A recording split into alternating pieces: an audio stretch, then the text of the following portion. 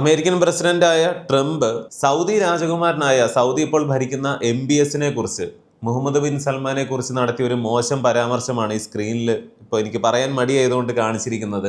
ഇതാണ് ഈ ഗൾഫ് രാജ്യങ്ങൾ ഭരിക്കുന്നവർക്ക് അമേരിക്ക അല്ലെങ്കിൽ ട്രംപ് കൽപ്പിക്കുന്ന വില എന്ന് പറയുന്നത്.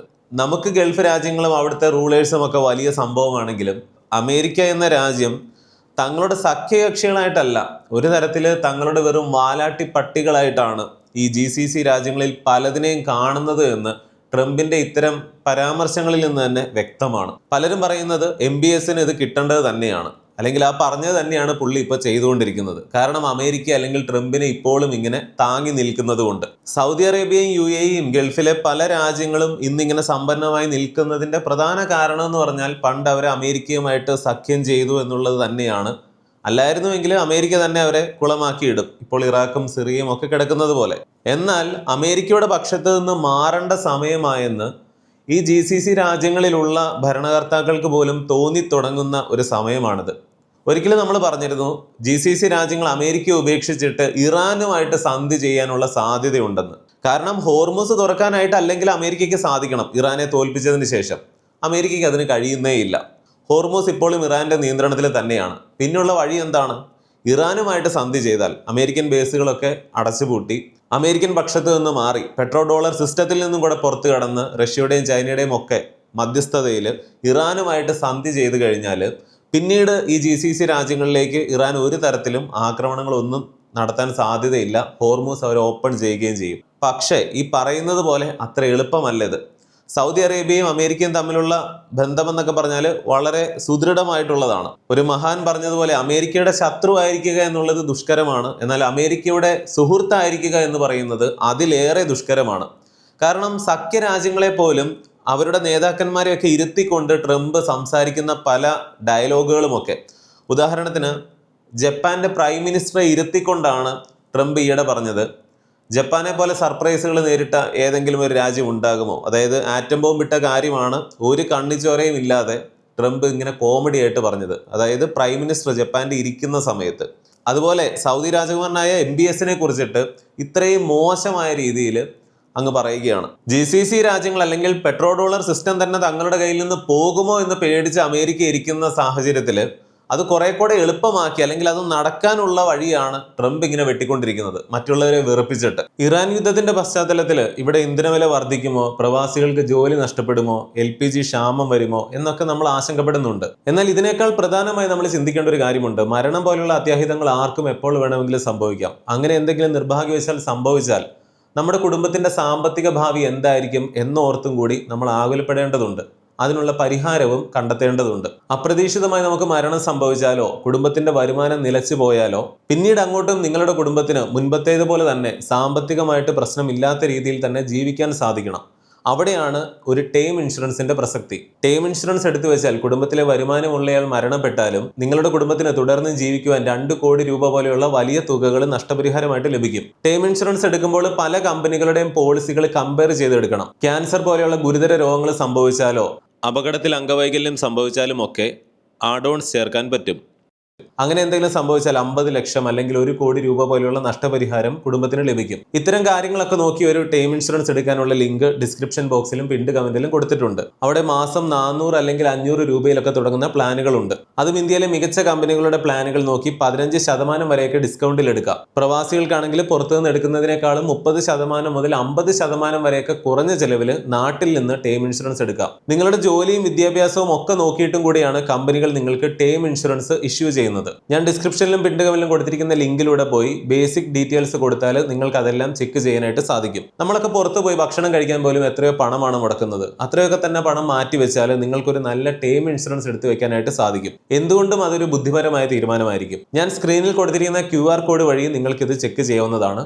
നമുക്ക് വീഡിയോയിലേക്ക് തിരിച്ചു വരാം. പഴയ അമേരിക്കൻ പ്രസിഡന്റ് ബുഷിനെ കുറിച്ച് ഓയിൽ പ്രേമിയായിട്ടാണ് നമ്മൾ എല്ലാവരും, അല്ലെങ്കിൽ ഓയിലിന് വേണ്ടി അയാൾ ഇറാഖിനെ ആക്രമിച്ചു എന്നൊക്കെയുള്ള രീതിയിൽ നമ്മൾ ഒരുപാട് പറയുന്നുണ്ട്. ഒരു പക്ഷെ ബുഷിനേക്കാളും വലിയ ഓയിൽ പ്രേമിയാണോ അല്ലെങ്കിൽ ഓയിൽ കമ്പനികളുടെ ചാരനാണോ ട്രംപ് എന്ന് പോലും സംശയിക്കേണ്ടിയിരിക്കുന്നു. കാരണം ലോകത്ത് ഏറ്റവും അധികം ക്രൂഡ് ഓയിൽ ഉപയോഗിക്കുന്ന രാജ്യവും ഏറ്റവും അധികം ക്രൂഡ് ഓയിൽ ഉൽപ്പാദിപ്പിക്കുന്ന രാജ്യവും അമേരിക്കയാണ്. അത് കഴിഞ്ഞിട്ടാണ് റഷ്യയും സൗദി അറേബ്യയും ഒക്കെ വരുന്നുള്ളൂ. ഉൽപ്പാദനത്തിന്റെ കാര്യത്തിൽ പോലും ഇറാനിൽ നടക്കുന്ന പ്രശ്നങ്ങൾ കാരണം അന്താരാഷ്ട്ര മാർക്കറ്റിൽ ക്രൂഡ് ഓയിലിന്റെ വില കൂടി എന്ന് പറയുമ്പോൾ അമേരിക്കയിൽ ഇൻഫ്ലേഷൻ ഉണ്ടാവുകയാണ്, ജീവിത ചെലവ് കൂടുകയാണ്. എന്നാൽ അവിടെയുള്ള പ്രൈവറ്റ് ആയിട്ടുള്ള ഭൂരിഭാഗവും അങ്ങനെയാണ്.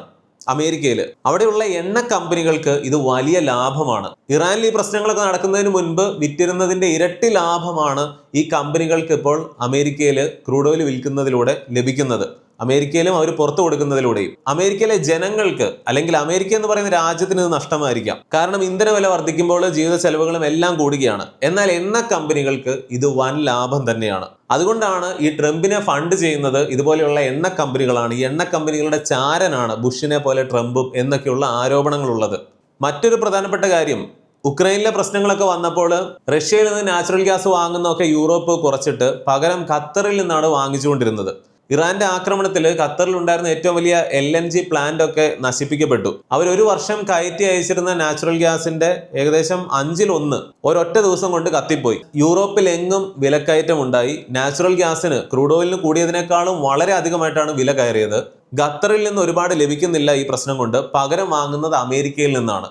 അതായത് അമേരിക്കയിലെ ഓയിൽ കമ്പനികൾക്ക് മാത്രമല്ല LNG കമ്പനികൾക്കും ഇറാൻ യുദ്ധം കൊണ്ട് വലിയ ലാഭമാണ് ഉണ്ടായിട്ടുള്ളത്. ഗൾഫ് രാജ്യങ്ങളിലൊക്കെ എയർ കണ്ടീഷൻ ഉപയോഗിച്ച് അന്തരീക്ഷം തണുപ്പിക്കുന്നു എന്ന് പറയുന്നത് പോലെ യൂറോപ്യൻ രാജ്യങ്ങളിലൊക്കെ നാച്ചുറൽ ഗ്യാസും മറ്റുമൊക്കെ ഉപയോഗിച്ച് അന്തരീക്ഷം ചൂട് പിടിപ്പിച്ചിട്ടാണ് അവിടെ ആളുകൾ ജീവിക്കുന്നത്. ഉക്രൈൻ പ്രശ്നം വന്നപ്പോൾ എങ്ങനെ ജീവിത ചെലവ് കൂടിയോ അതുപോലെ തന്നെ യൂറോപ്പിൽ വീണ്ടും ജീവിത ചെലവ് കൂടുകയാണ്. അതായത് ട്രംപ് എന്ന് പറയുന്ന ഒരാൾ ഈ കാണിച്ചു കൂട്ടുന്നതൊക്കെ കൊണ്ട് ലോകത്തിന് അനുഭവിക്കാൻ വേറെ രാജ്യങ്ങളൊന്നും ബാക്കിയില്ല. യൂറോപ്പിൽ ജീവിത ചെലവ് കൂടുന്നു. ഇന്ത്യയിൽ ഒരു പക്ഷേ ഇന്ധന ചെലവ് കൂടിയേക്കാം. ഇന്ത്യയിൽ നിലവിൽ 1 ലിറ്റർ പെട്രോൾ ഏകദേശം 20 രൂപ നഷ്ടത്തിലാണ് നിലവിൽ ഇവിടെ ഓയിൽ കമ്പനികൾ വിറ്റുകൊണ്ടിരിക്കുന്നത്. ഗവൺമെന്റ് ഉടമസ്ഥതയിൽ പൊതുമേഖലയിലാണ് ഇവിടെയുള്ള ഭൂരിഭാഗം ഓയിൽ കമ്പനികളും. നയാര പോലെയുള്ള പമ്പുകളിലൊക്കെ ഇപ്പോൾ വില കൂട്ടിയിട്ടുണ്ട്. അത് പ്രൈവറ്റ് ആണ്.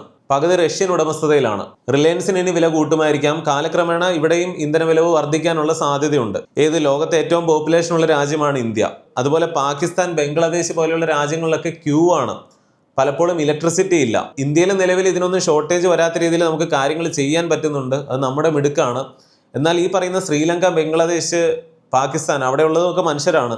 അവിടെയൊക്കെ ഒരു ലോക്ക്ഡൌൺ രീതിയിലേക്ക് തന്നെ കാര്യങ്ങൾ പോകുന്നു. ആളുകൾ വീട്ടിലിരുന്ന് ജോലി ചെയ്യുക, വർക്ക് ഫ്രം ഹോം, അതുപോലെ പരീക്ഷകൾ മാറ്റിവെക്കുന്നു. ഇങ്ങനെയൊക്കെ പ്രശ്നങ്ങളുണ്ട്. ട്രംപിന് പറ്റിയ ഏറ്റവും വലിയ അബദ്ധം എന്ന് പറയുന്നത് ഇറാനെ അണ്ടർ എസ്റ്റിമേറ്റ് ചെയ്തതാണ് എന്ന് പറയാം. അതായത് ഇറാൻ എന്ന് പറഞ്ഞാൽ എന്തെന്നൊക്കെ പറഞ്ഞാലും പഴയ പേർഷ്യൻസ് ആണ്.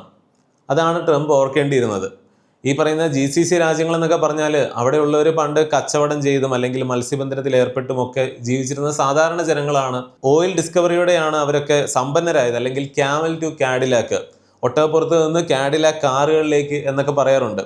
എന്നാൽ ഈ പേർഷ്യ എന്ന് പറഞ്ഞാലോ അവർക്കൊരു വലിയ യുദ്ധ പാരമ്പര്യവും വലിയൊരു എംപയറിന്റെ ലെഗസി ഉള്ളവരാണ് അവർ. അതാണ് അവർ ഈ യുദ്ധത്തിൽ കാണിച്ചുകൊണ്ടിരിക്കുന്നതും. നമ്മൾ മലയാളികളെയും കൂടെ വല്ലാതെ ആശങ്കയിൽ ആഴ്ത്തുന്ന നടപടികളൊക്കെയാണ് ട്രംപ് ഇപ്പോൾ സ്വീകരിച്ചുകൊണ്ടിരിക്കുന്നത്.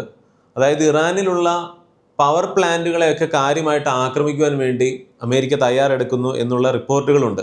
അങ്ങനെ സംഭവിച്ചു കഴിഞ്ഞാൽ അതിന്റെ പ്രതികാര നടപടിയായിട്ട് GCC രാജ്യങ്ങളിലുള്ള പവർ പ്ലാന്റുകളെ ആയിരിക്കും ഇറാൻ പകരം ആക്രമിക്കുക. ഇറാനിലേക്ക് കരയുദ്ധം നടത്തുന്നതിന് മുൻപ് ഇതുവരെ ക്യൂബയെ ഇരുട്ടിലാക്കിയിട്ടതുപോലെ ഇറാനിൽ ഇലക്ട്രിസിറ്റി ഉണ്ടാകാത്ത രീതിയിൽ അങ്ങനെ ഒരു അവസ്ഥയിലേക്ക് കൊണ്ടുപോകാനാണ് ട്രംപിന്റെ തീരുമാനം എന്ന് പറയുന്നു. ഇറാനിൽ എന്ത് സംഭവിച്ചാലും ഇറാൻ ഇതിന് പ്രതികാരമായിട്ട് GCC രാജ്യങ്ങളിലുള്ള പവർ പ്ലാന്റുകളെ ആക്രമിച്ചാൽ ഗൾഫ് രാജ്യങ്ങളിൽ ഇലക്ട്രിസിറ്റി എന്ന് പറയുന്ന ഒന്ന് മുടങ്ങിക്കഴിഞ്ഞാൽ എന്താണ് സംഭവിക്കുക എന്ന് നമുക്കറിയാം.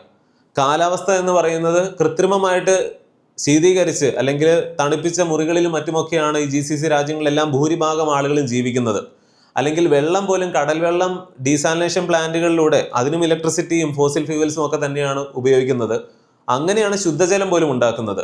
ഭക്ഷണമാണെങ്കിലും ധാന്യങ്ങളും പച്ചക്കറികളും പഴങ്ങളും ഒക്കെ മറ്റ് രാജ്യങ്ങളിൽ നിന്ന് കപ്പലുകളിൽ എത്തിച്ചിട്ടാണ് അതും ഭൂരിഭാഗവും ലഭിക്കുന്നത്. അങ്ങനെയുള്ള GCC രാജ്യങ്ങളിലെ പവർ പ്ലാന്റുകളൊക്കെ ആക്രമിക്കപ്പെടുക എന്ന് പറഞ്ഞാൽ പിന്നീട് ഗൾഫ് രാജ്യങ്ങൾ വാസയോഗ്യമല്ലാത്ത രീതിയിലേക്ക് പോകുമെന്നുള്ളതാണ്.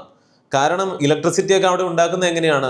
Fossil fuels. ഇപ്പൊ ഇന്ത്യയൊക്കെ പോലെ കൽക്കരി അല്ല പ്രധാനമായിട്ട്, അവിടെ ധാരാളം നാച്ചുറൽ ഗ്യാസും ക്രൂഡ് ഓയിലും ഒക്കെ ഉള്ളതുകൊണ്ട് ഫോസിൽ ഫ്യൂവൽസ് കത്തിച്ചിട്ടാണ് ആ ചൂടിൽ നിന്ന് വെള്ളം നീരാവിയാക്കി മാറ്റി ടർബൈൻ കറക്കി ഇലക്ട്രിസിറ്റി ജനറേറ്റ് ചെയ്താണ് അവിടെയൊക്കെ കറണ്ട് ഉണ്ടാക്കുന്നത്. സൗദി അറേബ്യയിൽ ഒരു 3.5 കോടി ജനങ്ങളെ ഉള്ളൂ. ലോകത്തെ ഏറ്റവും അധികം ജനസംഖ്യയുള്ള ഇന്ത്യ ആകെ ഉപയോഗിക്കുന്ന ക്രൂഡ് ഓയിലിന്റെ ഏകദേശം ഒരു 4/3 തന്നെയാണ് സൗദി അറേബ്യ എന്ന് പറയുന്ന ഇത്രയും കുറച്ച് പോപ്പുലേഷൻ ഉള്ള രാജ്യവും ഉപയോഗിക്കുന്നത്. അതായത് അവർ കയറ്റി വിടുന്നതല്ലാതെ അവർ ഉപയോഗിക്കുന്നുണ്ട് നല്ല രീതിയിൽ തന്നെ. എന്തിനു വേണ്ടിയിട്ടാണ്? ഈ ഇലക്ട്രിസിറ്റി ഉണ്ടാക്കാൻ വേണ്ടിയിട്ടാണ്.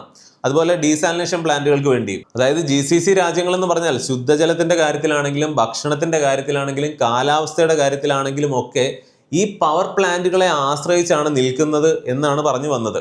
ഇറാന്റെ പവർ പ്ലാന്റുകൾ അമേരിക്കയും ഇസ്രായേലും ആക്രമിച്ചാൽ അതിന് അനുഭവിക്കാൻ പോകുന്നത് GCC രാജ്യങ്ങളും കൂടെയായിരിക്കും. വീഡിയോയുടെ ഇടയ്ക്ക് പറഞ്ഞ കാര്യം ഒരിക്കൽ കൂടി ഓർമ്മിപ്പിക്കുകയാണ്. നിങ്ങൾ ജീവിതത്തിൽ എന്ത് തരം നിക്ഷേപങ്ങൾ തുടങ്ങിയാലും അതിനൊക്കെ മുൻപ് നിങ്ങൾക്ക് എന്തെങ്കിലും അത്യാഹിതങ്ങൾ സംഭവിച്ചാലും കുടുംബം സാമ്പത്തികമായിട്ട് കഷ്ടപ്പെടാതിരിക്കുവാൻ വേണ്ടി ഒരു നല്ല ടേം ഇൻഷുറൻസ് എടുത്തു വെക്കേണ്ടത് അത്യാവശ്യമാണ്. ഞാൻ ഡിസ്ക്രിപ്ഷനിലും പിൻഡ് കമന്റിലും കൊടുത്തിരിക്കുന്ന ലിങ്കിലൂടെ 15% വരെയൊക്കെ ഡിസ്കൗണ്ടിൽ ഒരു നല്ല ടേം ഇൻഷുറൻസ് എടുക്കാനായിട്ട് നിങ്ങൾക്ക് സാധിക്കും. വർഷങ്ങളോളം അത് നിങ്ങൾക്ക് നൽകുന്ന സമാധാനവും സുരക്ഷിതത്വവും ചെറുതല്ല എന്ന് ഓർക്കുക. സ്ക്രീനിൽ കാണിച്ചിരിക്കുന്ന ഈ QR കോഡ് സ്കാൻ ചെയ്തുകൊണ്ട് നിങ്ങൾക്ക് ഇത് ചെക്ക് ചെയ്യാവുന്നതാണ്. ഇന്നത്തെ വീഡിയോയെക്കുറിച്ചുള്ള നിങ്ങളുടെ എല്ലാ അഭിപ്രായങ്ങളും കമന്റിൽ അറിയിക്കണം. മറ്റൊരു വീഡിയോയിൽ വീണ്ടും വരാം. നന്ദി, നമസ്കാരം.